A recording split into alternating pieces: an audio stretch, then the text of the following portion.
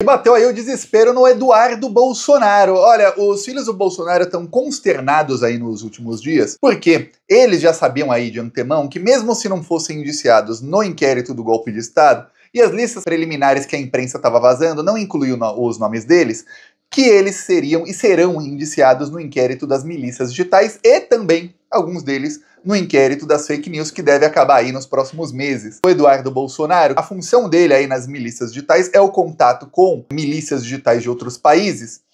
Ele tá desesperado. Por quê? Porque o Bolsonaro, depois do indiciamento, ligou para vários ex-aliados e muitos deles ofereceram aí, olha, Bolsonaro, minha solidariedade, mas minha ajuda não. Ou seja, não ofereceram ajuda, nenhum tipo de ajuda ao Bolsonaro. Lembremos que nas últimas semanas o Bolsonaro chegou até a implorar a ajuda do Michel Temer, dizendo que queria ser candidato à presidência em 2026 com o Temer como vice. Ele levou um não do Temer. Falou, eu não quero, eu tô fora da vida pública, eu não quero mais. Quer dizer, pô, levar chapéu do Temer nessa altura do campeonato, você tem que ser muito desesperado. Pois bem, eis que o Eduardo Bolsonaro voltou a pedir ajuda para o exterior.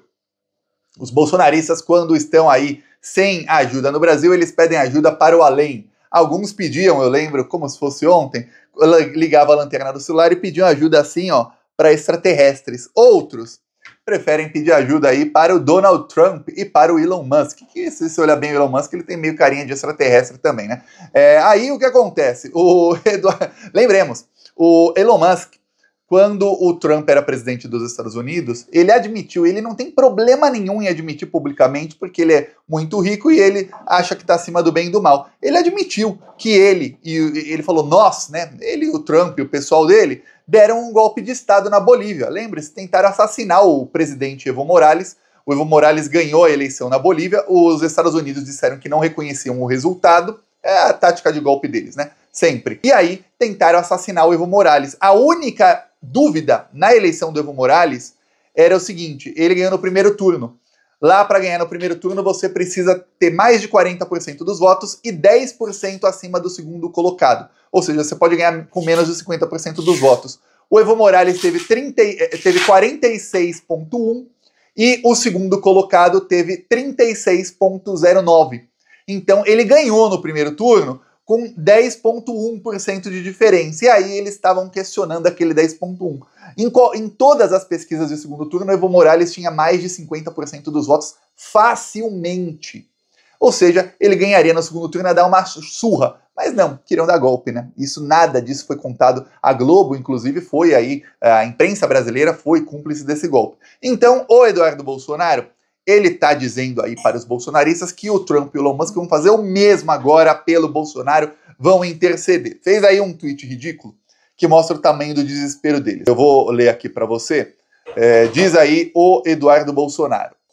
Juiz inquisitor não respeita o poder legislativo. Aí, quem quiser pausa para ler, eu vou ler para você, vai. Pois bem, vamos lá. E a democracia brasileira. Mais uma vez, Moraes atropela a Constituição e não permite que autoridades federais façam o seu trabalho. O que ele tem a temer? Nos resta o Congresso dos Estados Unidos e agora o Executivo americano. O Executivo, no caso, é o presidente da República, ou seja, nos resta o Congresso americano e o Donald Trump. E aí ele coloca a notícia de que Moraes proíbe que ex-assessor de Bolsonaro participe de audiência na Câmara dos Deputados. O objetivo seria ouvi-lo sobre as incoerências relacionadas aos registros de suas visitas aos Estados Unidos. Queriam convidar o Felipe Martins para ir à Câmara dos Deputados desmentir a Polícia Federal e atacar o Alexandre de Moraes com fake news. Aí o Alexandre falou, não pode ir lá, você devia estar preso, ô Felipe Martins. Muito em breve vai voltar para a jaula. O Felipe Martins é bem amigo, e como ele que escreveu a minuta do golpe, ele tem ligação aí íntima com o bolsonarismo e com a tentativa de golpe. Então estão protegendo o Felipe Moraes de todas as maneiras. Ele é o único que os bolsonaristas, quando ele estava preso, eles estavam ali de todas as maneiras pedindo a soltura dele. A gente fala que o Bolsonaro deixa seus soldados pelo caminho, se tem um que ele não foi deixando, é o Felipe Martins. Pois bem, enquanto isso, olha só, chega agora à Procuradoria-Geral da República o relatório final da Polícia Federal. Chegou, está na mesa do Paulo Gustavo Gonet. Então, agora, oficialmente, o Gonet tem aí provas para pedir a prisão preventiva do Bolsonaro, coisa que muita gente estava falando, por que não pediu até agora? Ao que tudo indica, o plano aí para enjaular o Bolsonaro foi acelerado, exatamente com a vitória do Trump. E agora, chegou ao Gonet Entre as provas, o Gonê recebeu aí provas de que o Bolsonaro tentou fugir e uma coisa que ninguém tinha se atentado. E eu vi que a imprensa minimizou isso aí. O Bolsonaro chegou a assinar o decreto do golpe. Alguns dizem, não, Thiago, o Bolsonaro ele se acovardou porque não teve apoio das Forças Armadas, tudo mais. Eu vi jornalistas da Globo que, olha, me deu uma vergonha. Jornalistas, alguns até, aí não da Globo, mas de outros veículos de esquerda, né? Eu coloco esquerda entre aspas porque não tem como, né? Exaltando os militares, dizendo que não teve golpe porque os militares foram democratas. Olha, no mínimo, os chefes das Forças Armadas deveriam ter sido indiciados por prevaricação. Prevaricação é quando um funcionário público vê um crime ser cometido e não faz nada, não denuncia. Seja antes ou depois, eles não denunciaram. Só quando a investigação chegava neles é que eles iam depor e entregavam o Bolsonaro. Senão não falavam nada. E olha, se o Lula decretasse a GLO no dia 8 de janeiro, capaz de todos eles aderirem ao golpe, viu? Todos eles. Um trecho aí da conversa do Mauro Cid com um coronel que estava ali na tentativa de golpe ao lado do Bolsonaro, mostra o seguinte: o Bolsonaro chegou a assinar um documento, e não é que ele sondou os generais e não teve apoio. Não, o buraco é bem mais embaixo. Diz aqui o Riva, que é o Cavalieri, né, tenente-coronel, ele diz: Estou escutando a história do Mourão e estou abismado.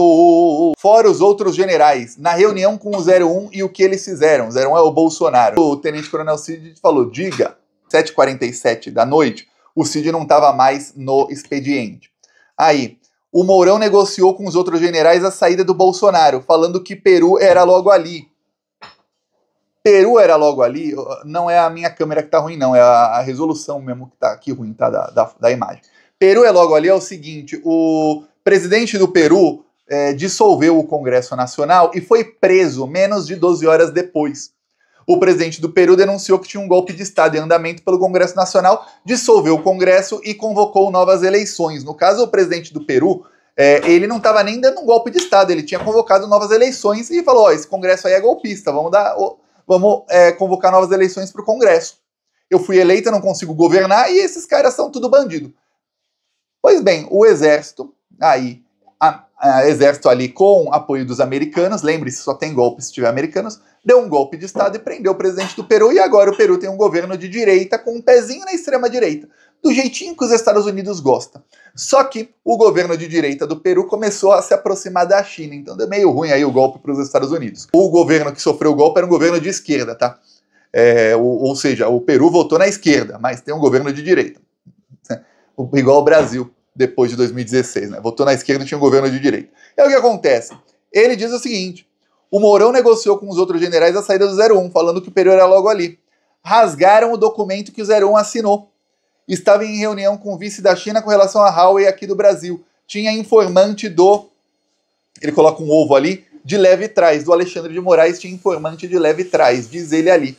Ou seja, o Bolsonaro assinou documento de decreto de golpe e mostrou aos generais, e os generais rasgaram o documento. Nananina não. Os generais devem ter pensado, meu amigo, sem apoio dos Estados Unidos a gente não faz nada, a gente não move um dedo. E olha, de não mover um dedo, de não fazer nada, os militares brasileiros são especialistas. Não tem exército no mundo que tenha a especialidade de não fazer nada como o do Brasil. Mas só dá golpe de Estado quando os Estados Unidos mandam, de resto, nada. Então, rasgaram o documento na frente do Bolsonaro. E o Mourão aí tentou achar uma saída. Qual era a saída do Mourão? Olha, vamos achar aí um jeito aí do Bolsonaro sair e não ser preso, né? Tentou dar golpe, vocês rasgaram o negócio. Então o Mourão acabou salvando o Bolsonaro de ser preso. Ó, vamos negociar a saída do Bolsonaro, entra aí o Lula, entra qualquer um aí, a gente vê depois. E aí, provavelmente, depois disso, foi que o Bolsonaro começou a falar, então vamos pro dia 8 de janeiro. Se não vai ser com o meu decreto, vamos no dia 8 de janeiro, que seja com o decreto do Lula. GLO. É o que eles queriam. Aí, ele falou, o Riva, tinha informante do cabeça de ovo ali de leve trás. Aí o outro falou, general Stumpf, um general aí que ele disse que era informante. Ele, sim, outro amigo do Fernando Henrique Cardoso. Aí o general Cid fala, vergonha eterna desses integrantes aí. Aí você vê, nossa. Então Bolsonaro realmente assinou. Já pode prender, viu? já pode prender. Só que a coisa vai piorando aí para o Bolsonaro. A Polícia Federal descobriu na sede do PL, tá? O PL é o partido do Bolsonaro, essas anotações aqui. São um documento grande. Você provavelmente não vai entender nada, porque a letra deles é muito feia. Mas a Polícia Federal fez um organograma bonitinho, né? Aqui era a Operação 142. Operação 142 era a operação do Bolsonaro assinar o artigo 142, e tudo indica que ele assinou. Ele invocou o artigo 142 e os generais rasgaram na frente dele o documento. E os generais não denunciaram o Bolsonaro, porque o Mourão achou uma saída ali, ó, uma saída para o Bolsonaro. Olha só que coisa. Isso aí já foi amplamente aí divulgado pela imprensa. Eles iam ali enquadramento jurídico no decreto com o artigo 142, comprometimento político, convocação do Conselho da República e da Defesa, que já estava feito com o Braga Neto e o general Heleno liderando, discurso em cadeia nacional de TV e rádio, preparação da tropa para as ações diretas, mobilização de juristas e formadores de opinião, que são os influenciadores e juristas como o Ives Gandra Martins, preparar releases para difusão posterior, ou seja, releases, para quem não sabe, press release é quando você já manda a matéria para a imprensa já mastigadinha, para que ele saísse na imprensa, interrupção do processo de transição, ou seja, tirar o Lula, anulação de atos arbitrários do STF, aí depois decretar o artigo 142 de AD, aí depois restabelecer a ordem constitucional, ou seja, colocar o Bolsonaro no poder, que era o que eles queriam, né, para eles essa era a ordem constitucional, anulação das eleições, prorrogação dos mandatos, substituição de todo o TSE, preparação de novas eleições. Lembre-se, todo golpe começa com o governo golpista dizendo que vai convocar novas eleições para a presidência, e aí eles nunca convocam. Eu peço a sua inscrição no canal, vamos seguir aqui na luta. Falou!